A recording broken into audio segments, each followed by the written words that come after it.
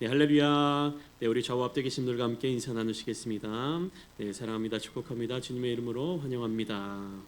네, 네, 어제 우리 경인지방의 청년들 그리고 예배를 사모하는 분들이 함께 모여서 이곳에서 뜨거운 찬양과 말씀을 함께 나누었습니다.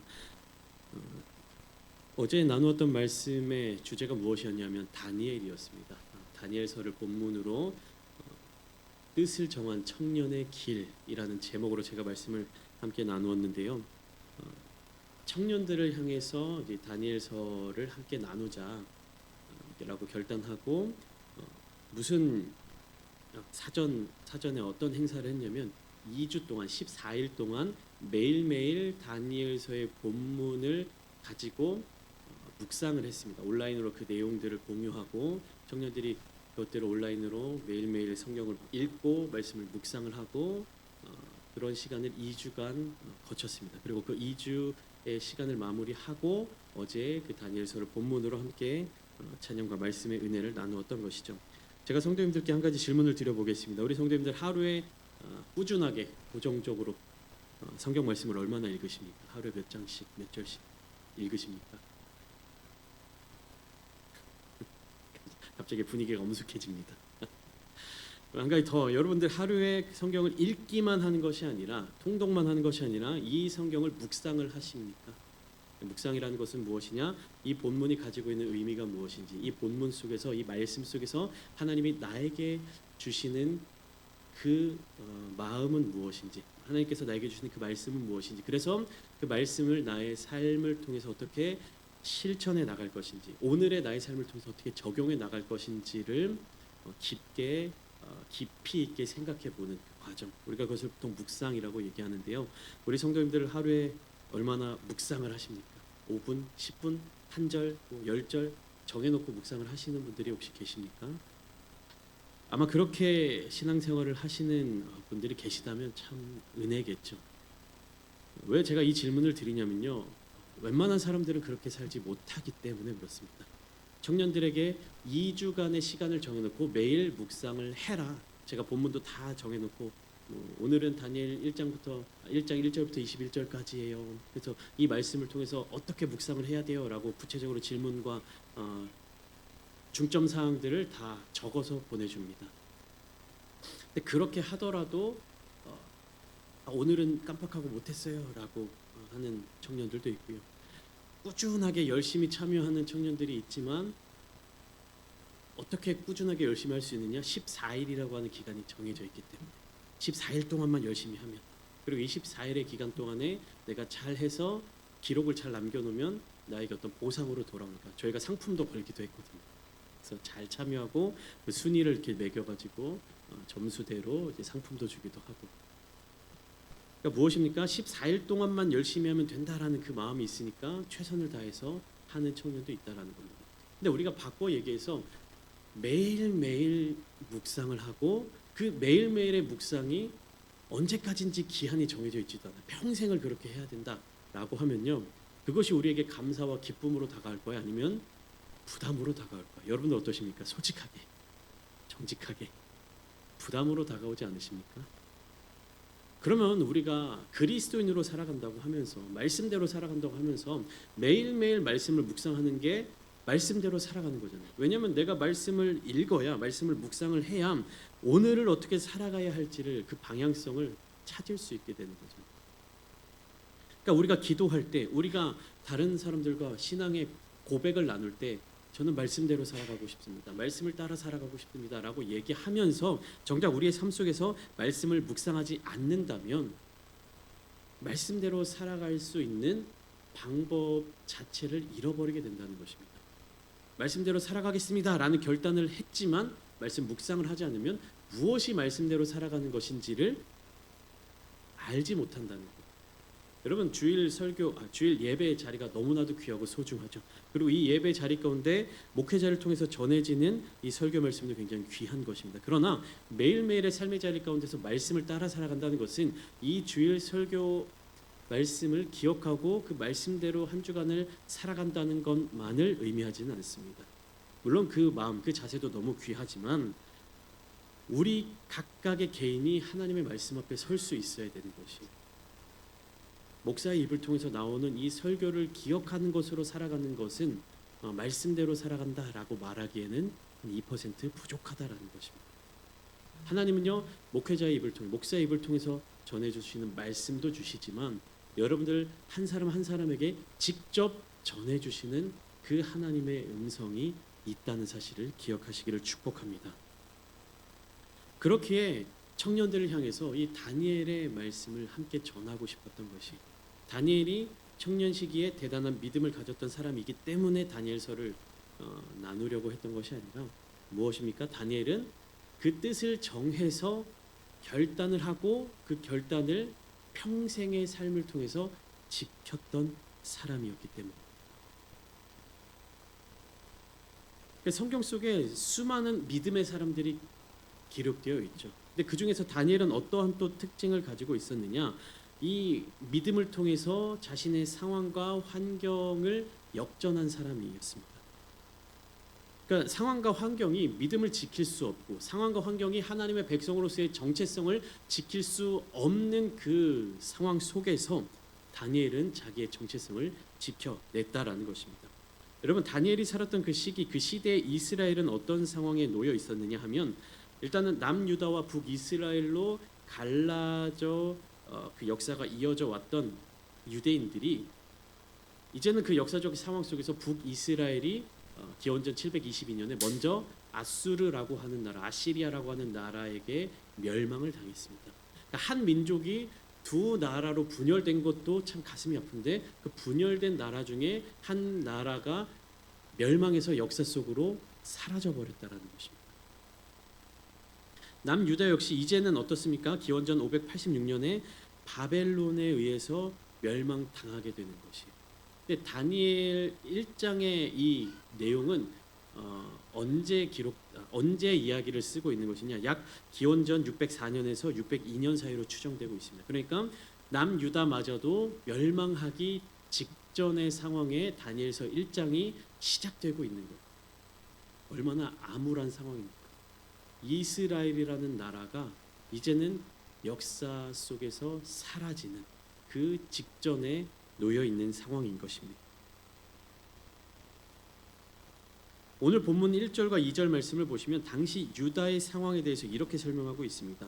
유다 왕 여호야김이 다스린 지 3년이 되는 해에 바벨론 왕 느부갓네살이 예루살렘에 이르러 성을 에워쌌더니 주께서 유다 왕 여호야김과 하나님의 전 그릇 얼마를 그의 손에 넘기심에 그가 그것을 가지고 신할 땅 자기 신들의 신전에 가져다가 그 신들의 보물 창고에 두었더라. 이렇게 말씀을 기록하고 있습니다.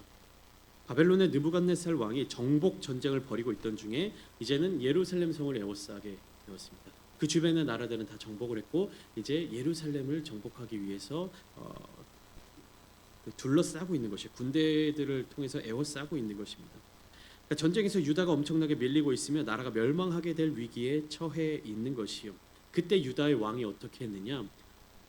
하나님의 성전에 있는 기물들을 조공으로 바치고 그 위기를 벗어나게 되는 것이, 바벨론의 군대가 예루살렘을, 유다의 수도를 에워싸고 있으니까 성전에 있는 기물들, 금으로 되어 있는 그 기물들을 바치면서 우리 좀 살려달라, 군대를 좀 물러달라, 이렇게 하고 있는 상황인 것입니다. 근데 여기서 우리가 집중해 봐야 할 내용은 하나님의 전에 있는 기물들을 바벨론에게 빼앗기게 되는데 그 주체가 누구에 의해서 일어나게 된 사건이냐 하는 사실입니다. 역사적인 기록으로 보면 어떻습니까? 바벨론의 왕 느부갓네살이 예루살렘을 에워싸고 성전의 기물을 탈취해 가는 것으로 기록되어 있습니다. 역사적인 기록으로. 그리고 성경 말씀도 1절에서 행동의 주체를 보면 바벨론의 왕 느부갓네살이 예루살렘을 에워쌌다라고 그 주체에 대해서 이야기하고 있습니다. 그런데 느부갓네살 왕이 그 성을 에워쌌다라고 하면 자연스럽게 2절로 연결되면서 어떤 내용이 이어져야 합니까?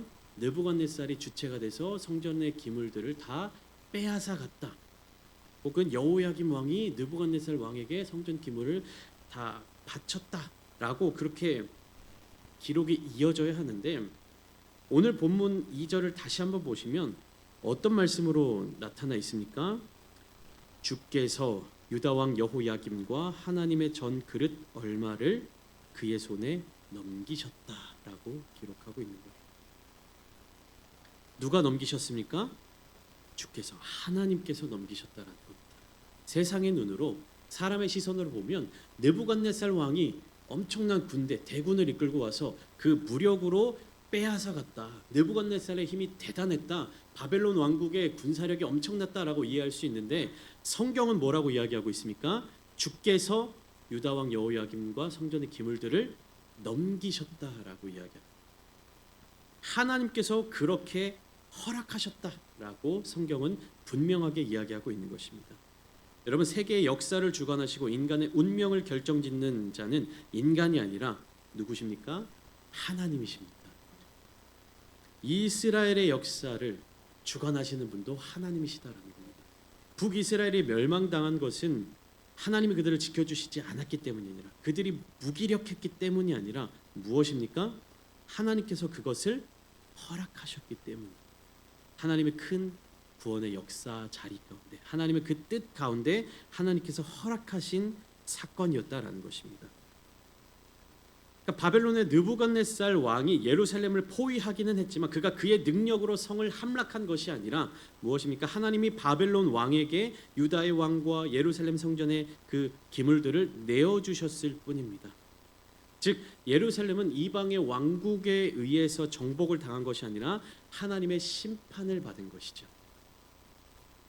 하지만 사람의 눈으로 볼 때 나타난 현상들만 보면 어떻습니까? 하나님의 성전이 있던 남유다가 이방의 나라, 이방의 군대들에게 철저하게 점령당하고 수탈당한 것처럼 보입니다.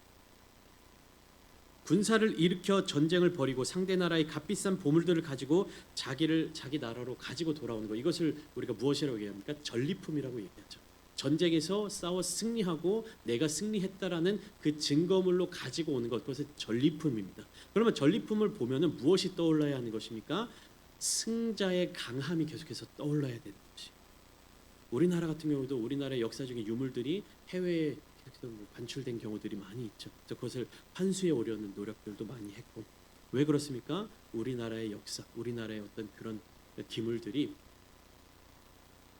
찾아오는 것까지도 우리나라의 능력이 되고 힘이 되기 때문이죠. 여러분, 이스라엘의 신 여호와 하나님의 성물들이 바벨론 신들의 신전에 가게 되었을 때 그들이 기대하는 바는 무엇입니까? 바벨론의 입장에서는 우리가 이스라엘 땅마저도, 이스라엘의 신마저도 우리가 이겼다, 점령했다라는 기대감이었습니다. 그리고 그 순간 이스라엘 백성들 가운데 남유다의 백성들이 가지고 있던 소망은 무엇입니까? 사무엘상 6장의 이야기처럼, 5장 6장의 이야기처럼 블레셋 땅으로 넘어왔던 언약궤가 다시 돌아오는 그 하나님의 능력을 기대했을지도 모릅니다. 하지만 성경은 더 이상 이에 대해서 기록하지 않습니다.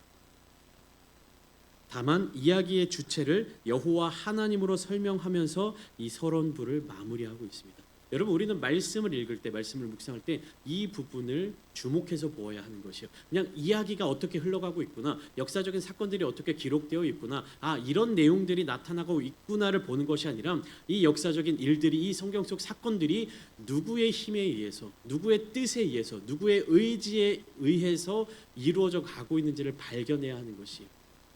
여러분, 그것을 깨닫지 못하면 이 다니엘서에 기록되어 있는 예루살렘 점령 사건은요, 그냥 이스라엘이 남유다가 무기력하게 바벨론에게 패배하는 장면으로밖에 기억할 수 없는 것입니다. 그러나 우리가 말씀을 묵상하면서 누가 그것을 허락하셨다? 주께서 허락하셨다, 하나님께서 허락하셨다 라는 것을 발견하게 되면요, 이 열악한 상황, 암울한 상황 속에서 우리는 하나님의 뜻을 구할 수 있게 되는 것입니다.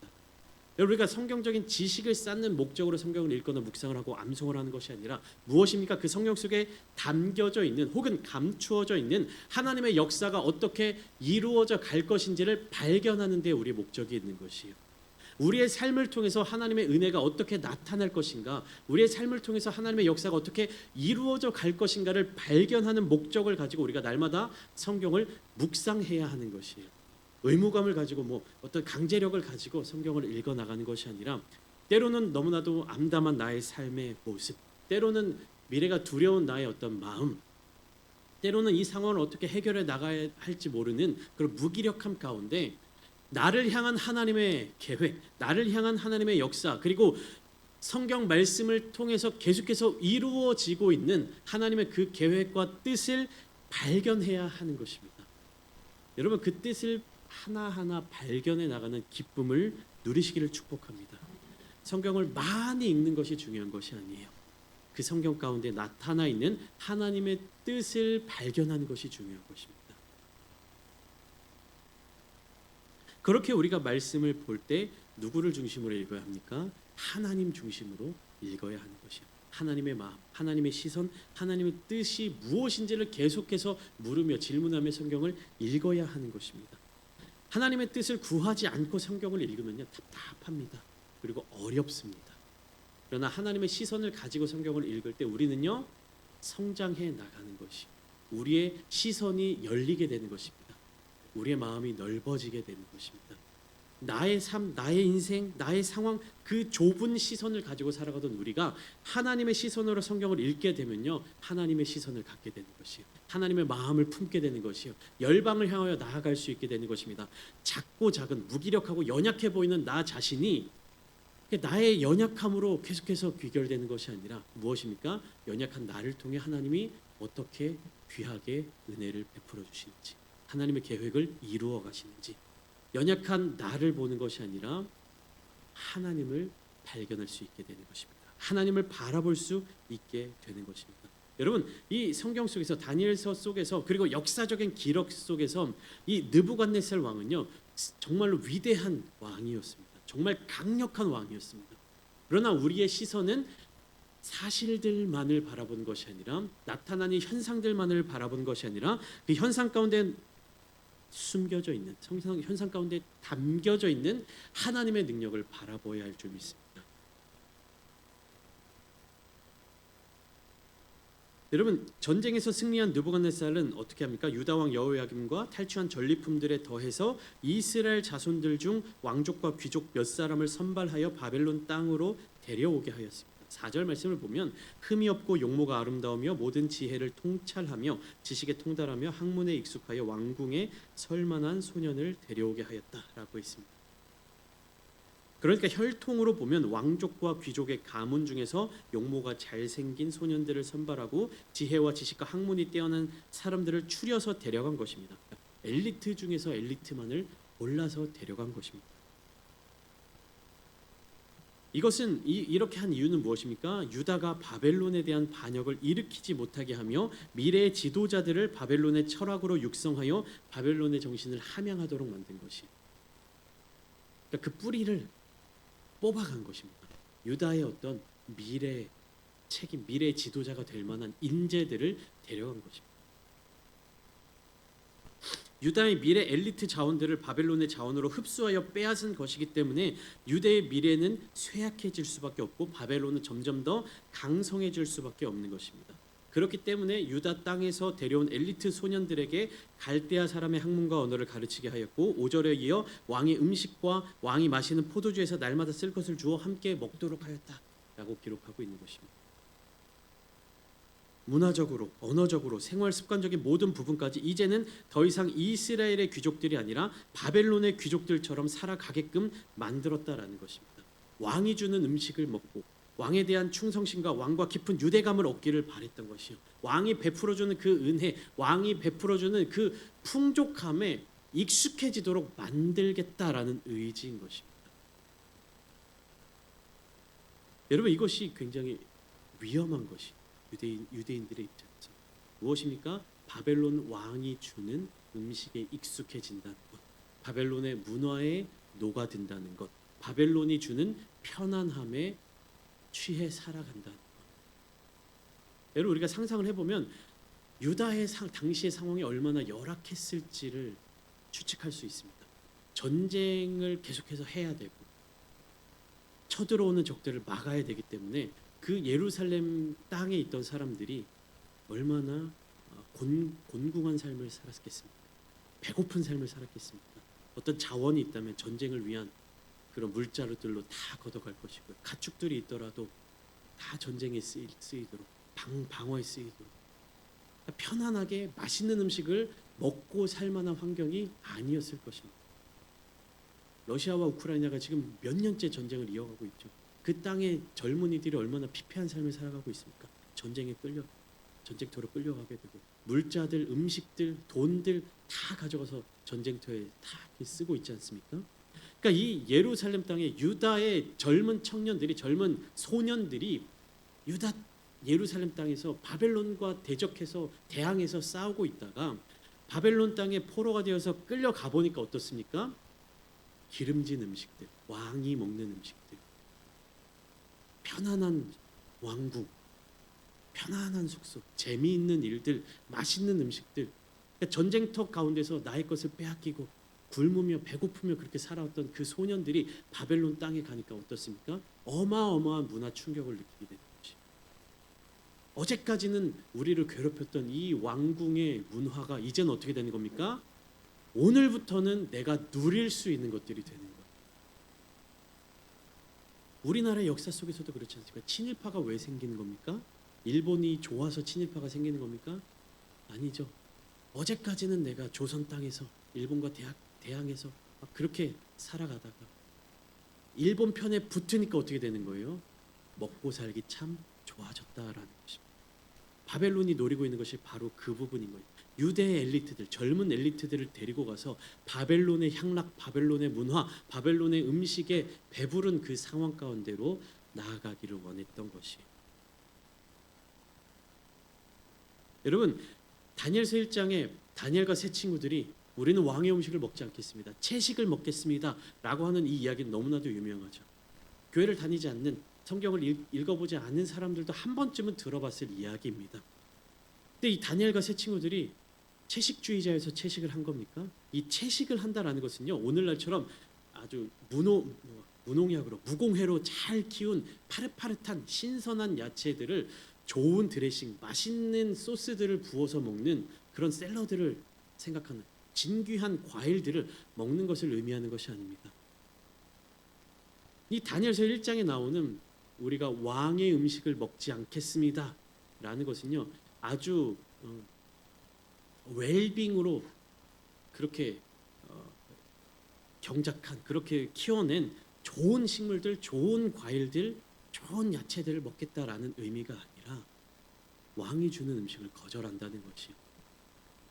조금 과하게 비교를 하면 신선한 야채, 드레싱을 잔뜩 뿌린 귀한 샐러드를 먹겠다라는 것이 아니라 우리는 들에 나가서 쑥을 캐다 먹겠습니다, 이런 의미예요.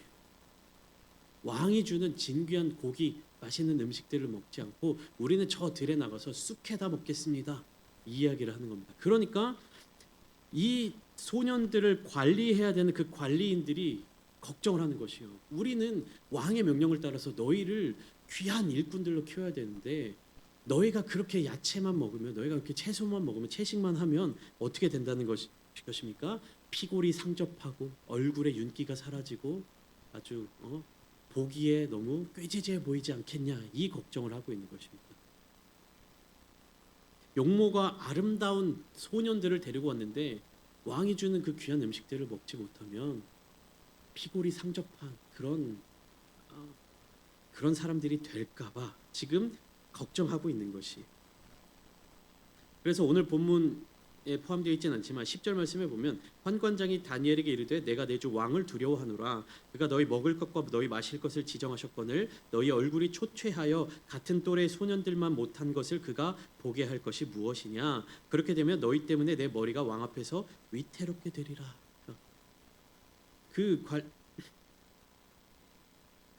환관장이 그것을 걱정하고 있는 것이에요. 그러니까 지금 다니엘이 왕의 음식을 먹지 않겠다라고 하는 것은요, 이 좋은 채소들을 먹겠다, 좋은 양질의 채식을 하겠다라는 의미가 아니에요. 내가 굶어 죽더라도 바벨론의 문화, 바벨론의 그 즐거움을 받아들이지 않겠다라는 결단입니다. 여러분, 우리 청년들이 왜 계속해서 교회를 떠나갑니까? 우리 자녀들이 왜 계속해서 교회로부터 멀어집니까? 이 바벨론의 문화, 세상의 문화에 서서히 물들어 갔기 때문이에요. 어릴 때는 우리 어린 자녀들은 뭐 좋든 싫든 부모가 억지로 안 쳐다 놓을 수 있죠. 그러나 어떻습니까? 머리가 커지고 내가 결정하게 되고 부모의 뜻에 거역할 수 있는 나이가 되면요, 세상의 문화에 물들어가게 되는. 그럼 어떻습니까? 서서히 이 하나님의 문화로부터 멀어지게 되는. 여러분, 이 바벨론의 귀한 음식은요, 단순히 먹고 사는 문제를 해결하는 것을 뛰어넘어서 먹는 즐거움을 누리게 되는 것입니다. 이 세상의 즐거움, 이 교회 안에 하나님의 은혜를 맛보아 누리지 못한다면, 뜻을 정하여 결단을 하도록 만들지 못한다면, 이제 우리는요, 우리 자녀들을 세상에 빼앗길 수밖에 없는 것입니다. 태어난 것은 유다 민족으로 태어났지만 살아가는 것은 바벨론 사람으로 살아가도록 만드는 것, 그것이 바벨론의 전략이었어요. 여러분, 사탄 마귀의 전략은요, 태어난 것은 그리스도인으로 태어났지만, 모태신앙으로 태어났지만 자라나면서 서서히 빼앗아가는 그런 전략을 사용한다는 것입니다. 정체성을 조금씩 바꿔나간다는 것을 의미하는 것이, 한 번쯤 교회에 빠져도 괜찮아, 한 번쯤 예배에 빠져도 괜찮아. 여러분, 우리 자녀들에게 그런 것을 허용하게 되면요, 멀어지게 되는 거예요. 세상에 빼앗기게 되는 것이. 여러분, 가난한 나라에서 가난한 음식만 먹었던 사람이 귀한 맛있는 음식을 한번 먹게 되면 다시 그 가난한 음식으로 돌아갈 수 있습니까? 못 돌아갑니다. 탈북민들이 우리나라에서 가장 놀라는 것이 무엇입니까? 음식이에요, 음식. 배부르게 먹고도 남길 정도의 그 음식이 풍족하다는. 그렇게 북한 땅에서 배고팠던 그 사람들이 이 땅에 와서 먹고도 남길 정도의 그 맛있고 풍족한 음식을 한번 맛보면 다시 북한 땅으로 넘어갈 수 있겠습니까? 못 넘어가는 것이에요. 여러분, 그러나 우리는요, 우리 자녀들 그리고 나 자신 세상에 빼앗기지 않을 수 있습니다. 무엇을 통해서? 결단을 통해서. 여러분, 오늘 말씀 8절을 보시면 다니엘은 뜻을 정하여 왕의 음식과 그가 마시는 포도주로 자기를 더럽히지 아니하리라 결단하는 장면이 나옵니다. 그 결단이 무엇입니까? 자기를 더럽히지 아니하도록. 이 더럽힌다라는 것은요, 이 청결함을 의미하는 것이 아니에요. 왕이 주는 음식을 먹으면요, 막 입에 묻고 옷에 묻고 막 더럽게 먹어야 된다, 이런 것이 아니라 무엇입니까? 하나님으로부터 멀어진다라는 것을 의미합니다. 하나님을 기억하지 못하도록 만든다는 것입니다. 하나님의 법칙을 지켜나가지 못한다는 것을 의미합니다. 여러분, 이스라엘 민족들은요, 돼지고기를 먹을 수가 없습니다. 돼지고기를 먹을 수 없어요. 율법상 그랬습니다. 근데 여러분 상상해 보세요. 삼겹살 얼마나 맛있습니까?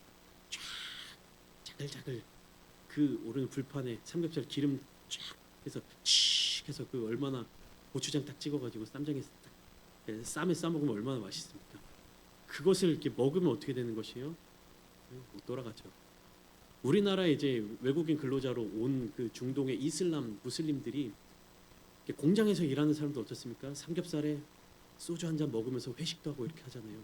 무슬림들이 와가지고 우리나라에서 돼지고기 삼겹살 먹고 이제 나는 이제 무슬림이 아니다 이렇게 얘기하는 사람들도 있다고 하잖아요.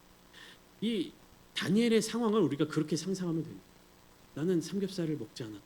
나는 삼겹살을 먹지 않았던 사람이 어느 순간 불판에 구워진, 숯불로 구워진 맛있는 삼겹살, 기름기 쫙 빠지면서 고소한 그 삼겹살을 먹게 될 때 다시 돌아갈 수 있겠습니까?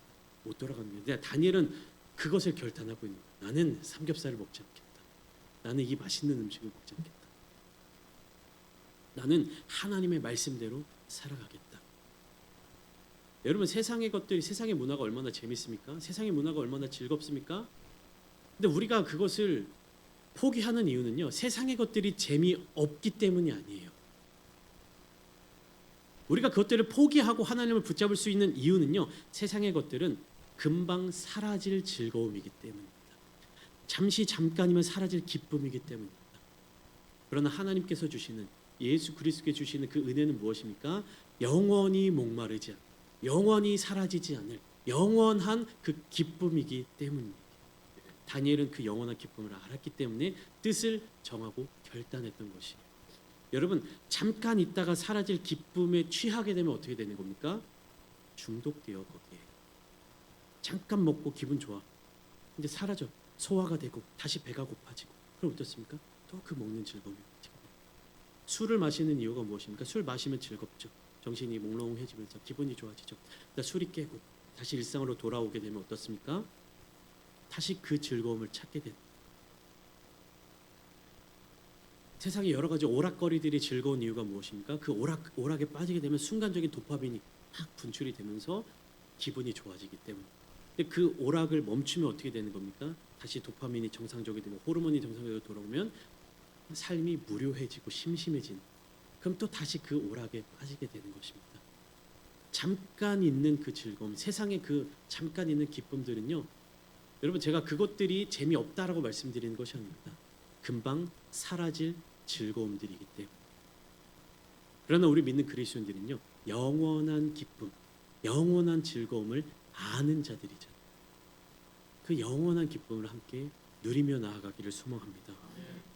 여러분 다니엘이 뜻을 정하며 나아갈 때 어떤 일이 일어납니까? 본문 9절 말씀을 함께 읽어보겠습니다. 시작.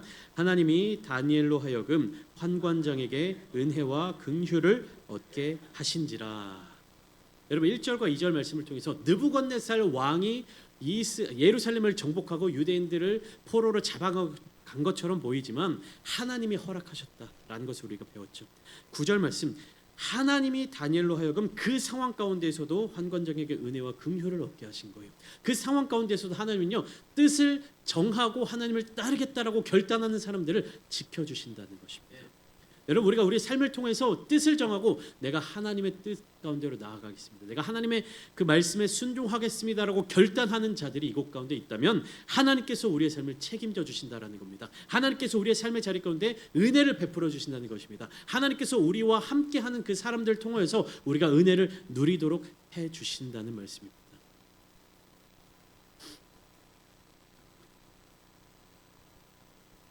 하나님께서 그 역사의 자리 가운데 개입하여 주시고 하나님께서 뜻을 정하여 줬을 때 다니엘을 형통한 자로 살아가게 하셨다라는 것입니다. 그래서 어떻습니까? 17절 말씀에 이렇게 기록되어 있습니다. 하나님이 이 네 소년에게 학문을 주시고 모든 서적을 깨닫게 하시고 지혜를 주셨으니 다니엘은 또 모든 환상과 꿈을 깨달아 알더라. 하나님께서는 인간의 지혜와 지식, 노력으로는 깨달아 알 수 없는 것들까지도 알게 해주셨다라는 것입니다. 여러분 사람의 마음이란 참 간사합니다. 세상의 것들을 정리하고 하나님의 뜻대로 살아가기로 결단하잖아요. 오늘 딱 결단합니다. 나는 그래 하나님의 말씀대로 살아갈 거야. 하나님의 뜻대로 살아갈 거야 결단하잖아요. 그런데 오늘 밤 자고 내일 아침에 일어나면 어떻습니까? 결단이 흐려져요. 세상의 매력과 세상의 맛있는 것들, 세상의 좋은 것들이 눈에 들어오고 또 다른 유혹들이 끊임없이 생겨납니다. 그러니까 과거에 내가 하나님 앞에 철저하게 회개하고 돌이키고 하나님의 뜻대로 살기로 결단했다고 하는 것은 아무 의미가 없는 것이에요. 오늘 내가, 내일의 내가 하나님을 선택하는가, 그것이 중요합니다. 편안하고 좋은 상황에서는 하나님을 선택하고 어려운 상황, 복잡한 상황, 불편한 상황에서는 하나님을 선택하지 않는 그런 선택이 아니라 항상 하나님과 동행하는 것은 현재 진행형이 되어야 하는 것입니다. 그렇게 여러분 말씀을 매일 묵상하셔야 되는 것이 오늘 나에게 주실 하나님의 은혜를 오늘 구해야 하는 것입니다. 오늘 받을 은혜를 오늘 경험해야 하는 것입니다.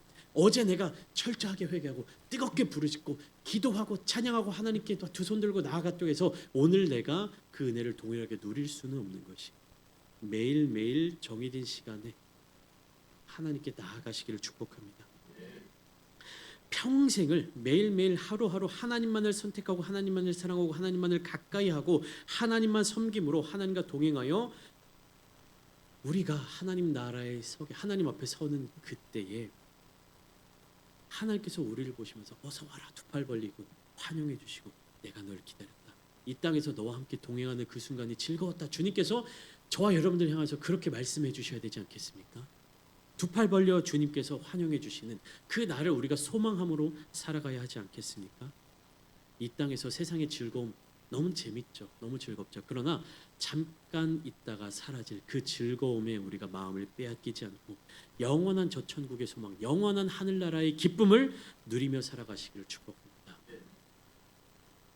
주님께서 우리를 사랑하시듯 주님께서 우리를 기다리시듯 주님께서 우리를 간절히 애타게 찾으시듯 우리 또한 주님을 간절히 바라며 간절히 소망하며 주님을 날마다 바라며 그 주님의 은혜를 하루하루 경험하며 살아가시는 저 여러분들이 다 되시기를 예수님의 이름으로 축원합니다.